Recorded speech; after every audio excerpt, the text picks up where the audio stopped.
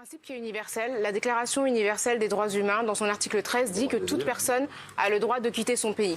Ce qu'ont fait les Ukrainiens, c'est simplement mettre en application un droit qui est universel, qui est celui de quitter son pays, a fortiori quand on est exposé à un danger, quand on voit son quotidien brutalement s'effondrer.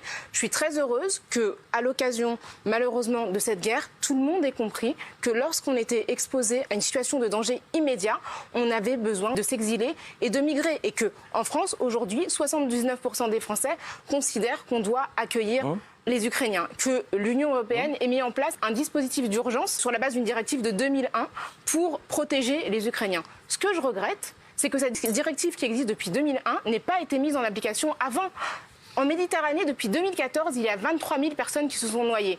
On est dans un continent qui est un cimetière, dont la mer est un cimetière, qui n'a pas estimé nécessaire de mettre en application un dispositif pour protéger d'autres personnes.